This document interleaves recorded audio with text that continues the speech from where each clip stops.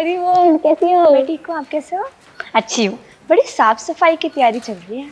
अरे एक्चुअली आज हम मंदिर में श्याम सुंदर प्रभु जी मिले थे। बातों बातों में उन्होंने बताया है कि कल वे अपने ऑल्टर की गुंडीचा मार्जन सेवा करने वाले हैं। ओ, तो उन्होंने ये सब लाने को कहा? अरे नहीं, हमने तो बहुत रिक्वेस्ट किया कि प्रभु जी क्या हम भी सेवा में पार्टिसिपेट कर सकते हैं। और तुझे तो पता ही है हमेशा प्रभु जी कितनी डीप बातें बताते हैं, तो उन्होंने मुझे और मेरे भाई को मर्सीफुली अलाउ किया। Oh wow, do you think कि मैं भी आ सकती हूँ? प्लीज मुझे भी सेवा का मौका मिल जाएगा। I don't think Prabhu ji will mind. ठीक है, कम विद अस टुमारो। ठीक है, 9 बजे पहुंच जाइए टाइम पे। Don't be late.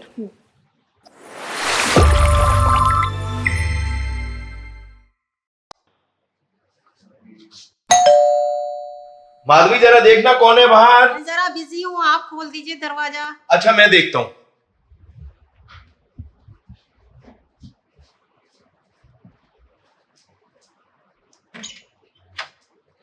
हरे कृष्णा, हरे कृष्णा, जय जगन्नाथ, जय जगन्नाथ, जय जगन्नाथ। आइए आइए आइए। जय जगन्नाथ, हरे कृष्णा। अरे आप भी आई हैं? हाँ जी प्रभु जी, हरे कृष्णा। आओ आइए आइए आइए। दर्शन कीजिए। माधवी जरा जल लाना। अभी लाती हूँ। हरे कृष्णा माताजी। प्रभु जी, मार्जन की सेवा स्टार्ट करें?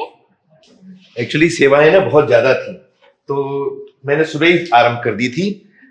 आप प्रभु जी ये लीजिए, आप ये गेट और यहाँ इसको कर दीजिए। आप तुलसी महारानी को अंदर से ले आइए। आप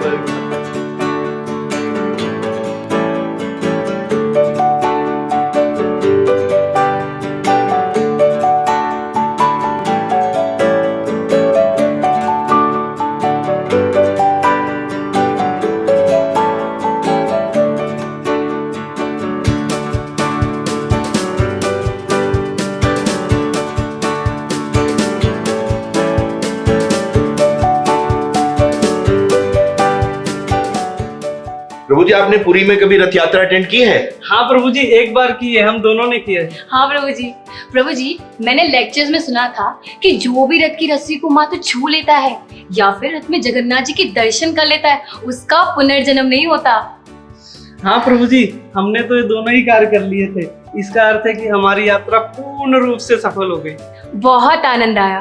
वो दिव्य कीर्तन, मंदिर के अंदर का अमेजिंग आर्किटेक्चर, आनंद बाजार में महाप्रसाद की सुगंध, आहा। और वहाँ सी बीच भी कितना अच्छा है ना? तो आप भी गए हो जगन्नाथपुरी? नहीं प्रभु जी, अभी तक तो नहीं जा पाई, पर मैंने ब्लॉग्स में जरूर देखा है। और प्रभु जी बहुत भीड़ थी रथ यात्रा के कारण, और ऐसी भीड़ तो मैंने आज तक कभी नहीं देखी। गर्मी तो प्रभु जी पूछे ही मत।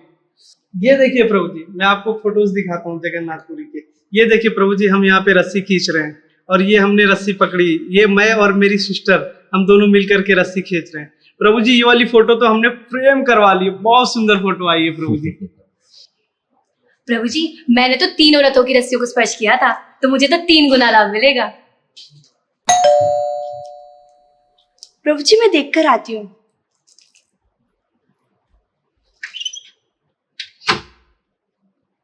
हरे कृष्ण प्रभु जी, आप?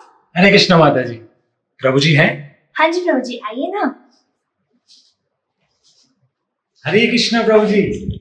ओ हरे कृष्ण प्रभु जी, आप?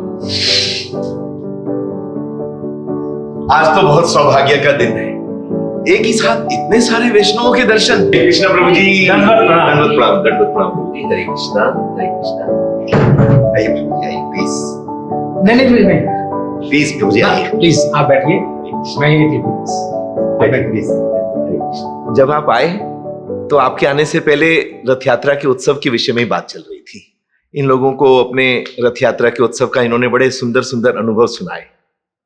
क्यों माता जी, आप प्रभु जी को जानते हैं? हाँ प्रभु जी, हम प्रभु जी की क्लासेस मंदिर में सुनते हैं। बहुत ही अच्छे क्लासेस देते हैं प्रभु जी श्रीमद् भागवतम पे। वैसे अच्छा है प्रभु जी, आप भी आ गए। अभी मैं इनसे कुछ रथ यात्रा के विषय में कुछ प्रश्न करने वाला था। श्री जगन्नाथ जी की रथ यात्रा के प्रति आपके उत्साह का तो कहना ही क्या है। श्री जगन्नाथ जी की आप पर विशेष कृपा है। यदि आपकी अनुमति हो तो मैं आप तीनों से कुछ प्रश्न करना चाहता हूं। हाँ प्रभु जी, बिल्कुल पूछिए, आपको जो पूछना है पूछिए। रथ के कलर्स, उनकी हाइट, रथ के पहियों की संख्या, मुझे सब पता है। वृंदा, पहले प्रभु जी को सुन ले। रथ यात्रा दो प्रकार की होती है। आपने इन दोनों रथ यात्राओं में से किसमें पार्टिसिपेट किया? एक तो ही मुख्य रथ यात्रा और एक रिटर्न यात्रा। हम तो मुख्य रथ यात्रा अटेंड कर पाए। नहीं नहीं प्रभु जी, मैं आपसे इन दोनों रथ यात्राओं की बात नहीं कर रहा हूं। एक मिनट, माधवी, जरा वैष्णवों के लिए जूस की व्यवस्था हो सकेगी? जी अभी लाई। हाँ, तो क्या कह रहा था मैं? प्रभु जी, रथ यात्रा दो प्रकार की होती है। हाँ, तो मैं कह रहा था दो प्रकार की रथ यात्रा। एक रथ यात्रा विधि मार्ग की है, जहां स्नान यात्रा के बाद जगन्नाथ जी अस्वस्थ हो जाते हैं और फिर उनकी दैत्यों के द्वारा सेवा की जाती है। उनका उपचार होता है और फिर जब वो स्वस्थ हो जाते हैं तो उनकी बाहर भ्रमण की इच्छा होती है। उनके इस भ्रमण को रथ यात्रा का रूप दिया जाता है, जिसमें बलदेव जी तथा सुभद्रा देवी उनके साथ जाते हैं। ये तो हुआ रथ यात्रा का एक प्रकार। और दूसरी रथ यात्रा हम गौड़ीय वैष्णवों के लिए है। आपको पता होगा कि ये रथ यात्रा उत्सव हजारों वर्षों से मनाया जा रहा है, परंतु श्री चैतन्य महाप्रभु ने इस उत्सव को एक नया स्वरूप प्रदान किया। तो बीइंग गौड़ीय वैष्णव, हमें श्री चैतन्य महाप्रभु के भाव को समझना होगा। गौड़ीय वैष्णव रथ यात्रा के उत्सव पर जगन्नाथपुरी जाते हैं श्री कृष्ण को वापस ब्रज लाने के लिए। प्रभु जी, आप मुझे श्रीमद् भागवतम से कुरुक्षेत्र का प्रसंग सुनाइए। अरे प्रभु जी, मैं आपके समक्ष क्या ही बोलूंगा। नहीं नहीं, सुनाइए सुनाइए। प्रभु जी, श्रीमद् भागवतम में इसका वर्णन मिलता है। एक बार श्री कृष्ण सूर्य ग्रहण के उपलक्ष्य में कुरुक्षेत्र जाते हैं ब्रह्म सरोवर में स्नान के लिए, परंतु ये उनका वहां जाने का बाहरी कारण था। वस्तुतः उन्हें ब्रजवासियों से मिलना था और प्रभु जी मुख्यतः उन्हें गोपियों से मिलना था। और इधर सूर्य ग्रहण के बहाने गोपियां भी श्री कृष्ण से मिलने ब्रह्म सरोवर आती हैं और वहां श्री कृष्ण स्नान के पश्चात अस्वस्थ होने की लीला करते हैं और गोपियां उनसे एकांतिक वार्तालाप करती हैं और वो श्री कृष्ण को पुनः ब्रज में वापस ले जाने की इच्छा व्यक्त करती हैं। बहुत अच्छे प्रभु जी। तो ये है गौड़ीय वैष्णवों की रथ यात्रा। माता जी, रथ यात्रा में महाप्रभु जी अपने परिकरों के साथ रथ के समक्ष भावमय नृत्य करते हैं। महाप्रभु तथा उनके परिकरों ने कभी भी रथ की रस्सी को स्पर्श करने की या रथ को खींचने की इच्छा कभी नहीं की। प्रभु जी, लेकिन हम रथ की रस्सी खींचने की इतनी महिमा सुनते हैं और हम रथ की रस्सी खींचने के लिए तो पुरी गए थे। हाँ, और वहाँ लाखों लोग तो बस यही गोल लेकर आते हैं कि किसी तरह रस्सी पे हाथ लग जाए।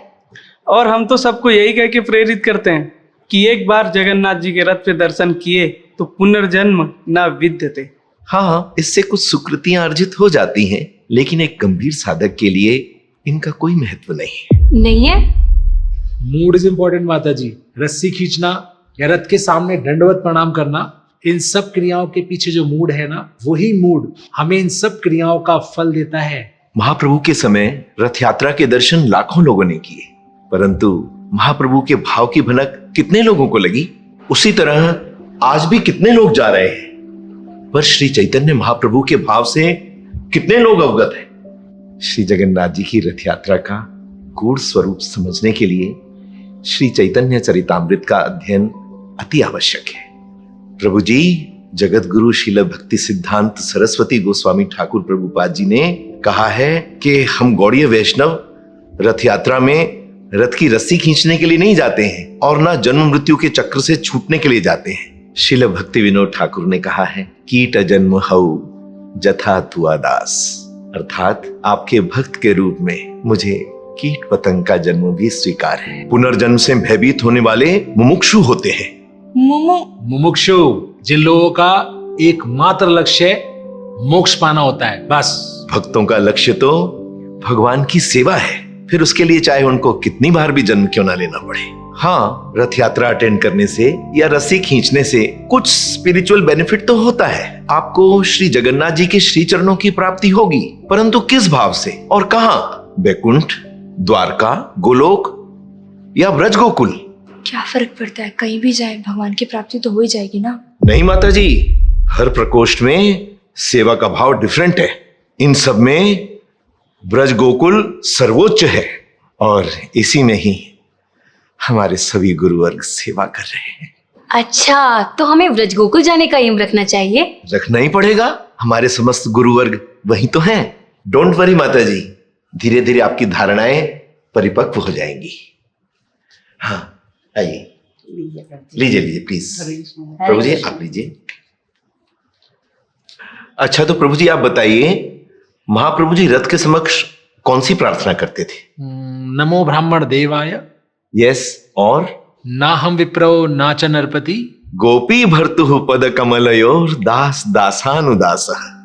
इस श्लोक के द्वारा महाप्रभु जी हमें समझा रहे हैं कि प्रार्थना किस प्रकार करनी चाहिए। गोपी भर्तु कहने से वो ये क्लियर कर रहे हैं कि हम उस कृष्ण के दास हैं जो गोपियों के प्रिय है, ना कि उस कृष्ण के जो द्वारकाधीश हैं या मथुरेश हैं। तो आप ही बताइए, यदि हम अपने आप को महाप्रभु जी के फॉलोअर्स मानते हैं तो हम कौन सी रथ यात्रा में पार्टिसिपेट करेंगे?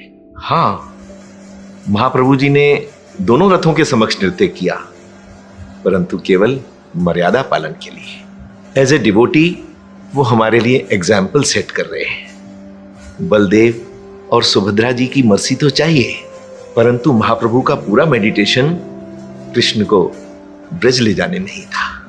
वहां पे उपस्थित सभी भक्त रथ की रस्सी खींचते हैं, नृत्य करते हैं, गाते हैं और रथ के समक्ष दंडवत करते हैं, परंतु प्रश्न फिर वही उठता है कि ये सभी क्रियाएं किस भाव से प्रेरित होकर की जा रही हैं? राधा कृष्ण और उनका प्रेम पूर्णतः अप्राकृत है।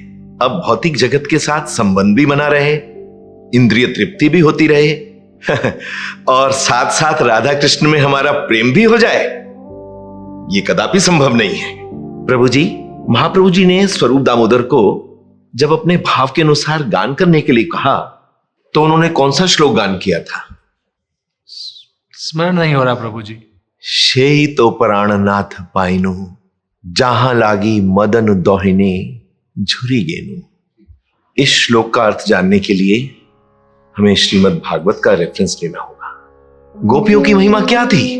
उन्होंने कृष्ण के लिए समस्त मर्यादाओं का, सबका त्याग किया। उनका प्रेम एक निष्ठ था, परंतु कृष्ण का प्रेम तो मैया बाबा में, सखाओं में, ग्वाल बालों में, सब में बटा हुआ था। इसीलिए वे उनके चिरऋणी हुए। प्रभु जी चिरऋणी? चिरऋणी अर्थात सदा के लिए ऋणी, इंडेटेड फॉर एवर। अब यहां से आगे जो मैं आपको बताने जा रहा हूं उसे बहुत सावधान होकर सुनिए। अब आप सब मेरे साथ मथुरा चलिए। कंस के वध के पश्चात जब कृष्ण विश्राम घाट पहुंचे तो उन्होंने विचार किया कि ये क्या हो गया। मुझे तो लगा था कि मल्लयुद्ध के पश्चात मैं 2-3 दिन में वापस चला जाऊंगा, पर ये क्या हुआ?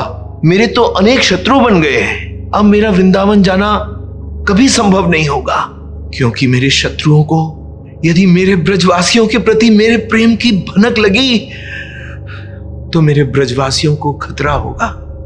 ये नरवत लीला है, ह्यूमन लाइक पास टाइम।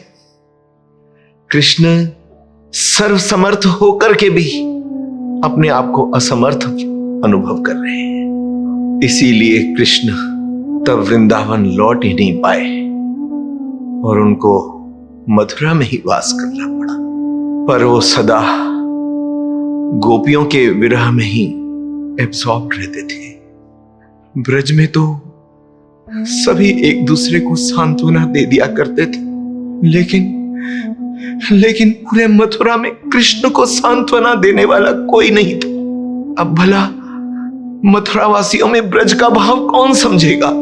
तब कृष्ण ने अपने सबसे प्रिय मित्र उद्धव को ब्रज में एक संदेश लेकर के भेजा, ताकि उद्धव ब्रजवासियों के भाव को तथा विशेष रूप से राधा रानी के प्रेम को थोड़ा बहुत समझ सके। जब उद्धव ब्रज पहुंचे तो उन्होंने क्या देखा? वैसे तो ब्रजवासी जीवित थे, परंतु मृत के समान उन्होंने जीवन कृष्ण के एक वचन को लेकर धारण किया था कि वो एक दिन अवश्य लौटेंगे। निरंतर अश्रुओं के कारण नंद बाबा तथा यशोदा के नेत्र झर गए थे। यशोदा मैया के रसोई में मकड़ी के जाले लगे थे। प्रतिदिन कृष्ण के सखा मथुरा के मार्ग की ओर दृष्टि लगाए रखे थे, परंतु संध्या को ये कहकर लौटाते थे कि आज भी सखा नहीं आयो। वृंदावन के पेड़ पौधे सूख गए थे तथा गैया और गोप निरंतर रो रहे थे। गोपियों ने अपने घर त्याग दिए थे और वो वन में वास कर रही थी। उन्होंने श्रृंगार आदि भी सब त्याग दिया था। आखिर वो करती भी तो किसके लिए? गोपियां अपनी सखियों से कहती, हे सखी, इस विरह अग्नि से केवल 2 सखियां हमें लेश मात्र सहायता दे सकती थी, एक निद्रा तथा दूसरी मूर्छा। परंतु हाय, कृष्ण मथुरा गए तो इन दोनों को भी साथ ले गए। अब हम किसके द्वारा अपने प्राण धारण करेंगे? क्या हम कृष्ण के लिए ये सब कुछ करने के लिए तैयार हैं? जब उद्धव को गोपियों के इस भाव की अनुभूति हुई तो वापस आकर वो कृष्ण के हृदय को किंचित समझ पाए और उनको सांत्वना प्रदान कर सके। अच्छा प्रभु, एक बात बताइए, क्या कृष्ण एक बार सबसे छुपकर ब्रजवासियों से मिलने वृंदावन जा सकते थे ना? मथुरा और वृंदावन तो केवल आधे दिन का रास्ता है। आप ही बताइए प्रभु जी। प्रभु, आपने कभी तपते तवे पर जल छिड़कते हुए देखा है? वो जल एकदम भाप में परिवर्तित हो जाता है। कृष्ण ने सोचा, यदि मैं ब्रज जाकर लौट आया तो ब्रजवासियों के विरह की अवस्था और तीव्र हो जाएगी और भयंकर हो जाएगी, और विरह में यदि गोपियां प्राण ही त्याग देती तो? प्रभु जी, ऐसे तीव्र विरह से तो प्राण त्यागना ज्यादा सहज होगा। लेकिन प्रभु जी, प्राण त्याग देना संभव था ही नहीं। कृष्ण ने वचन दिया था कि मैं लौट आऊंगा, और अगर कृष्ण के लौटने तक वो अपने प्राण त्याग चुकी होती तो कृष्ण को कितनी पीड़ा होती।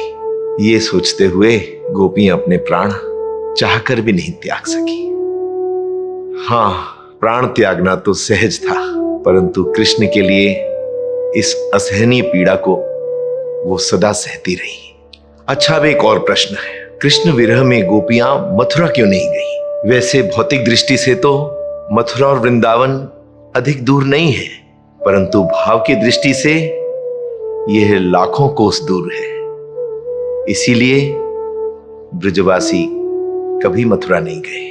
प्रभु जी, क्या आप इस पर थोड़ा और प्रकाश डाल सकते हैं? देखो, ब्रजवासी कृष्ण को अपना सखा, प्रियतम, लाला आदि के रूप में देखते हैं। उनके श्याम सुंदर तो वेणु वादन करते हैं, मोर मुकुट धारण करते हैं, वनमाला पहनते हैं।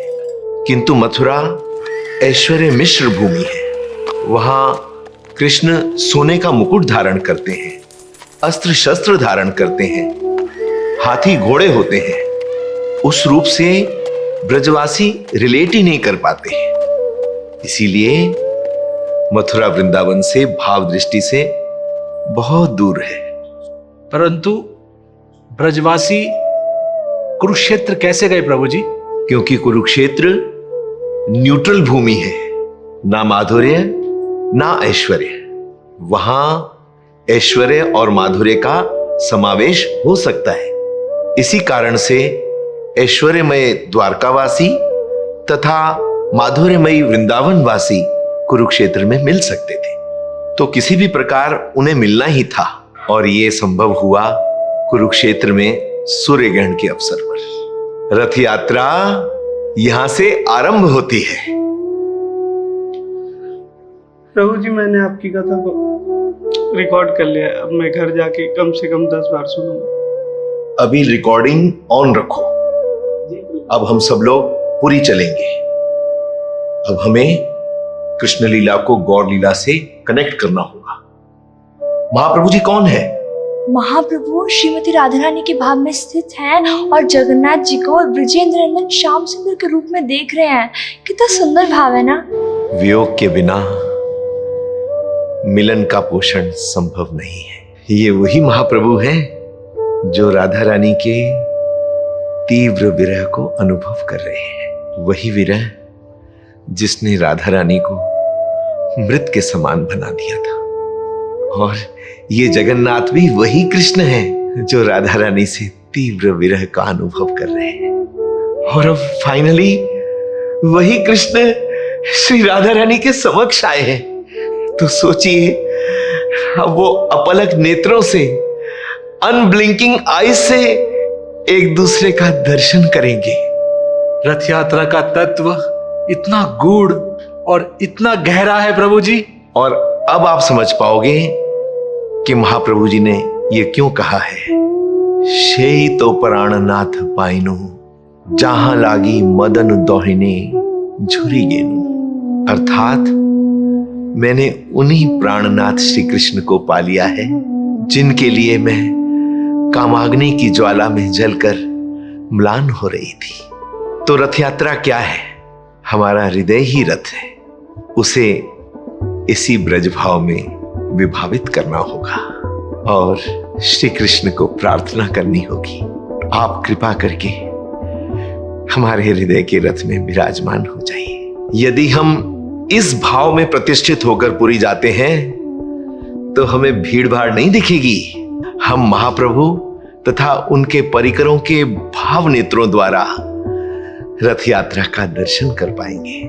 प्रभु जी, रथ यात्रा का उत्सव इतना इम्पोर्टेंट है, मैंने तो कभी सोचा ही नहीं था। और हम कहाँ रस्सी खींचने में लगे हुए थे। घर जाके सबसे पहले वो फोटो फ्रेम उतारेंगे, क्योंकि अब मुझे समझ आ गया है कि रथ यात्रा का उत्सव केवल रस्सी खींचने तक सीमित नहीं है।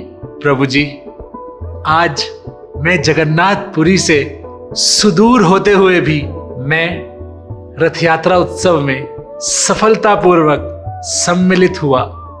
आज मार्जन के साथ साथ हमारे चित्त का भी मार्जन हो गया। रियली प्रभु जी, रथ यात्रा का वास्तविक भाव हृदय में प्रकाशित हो गया। क्या हृदय में भाव प्रकाशित हो गया इतनी जल्दी? ये तो मात्र दिग्दर्शन था प्रभु जी।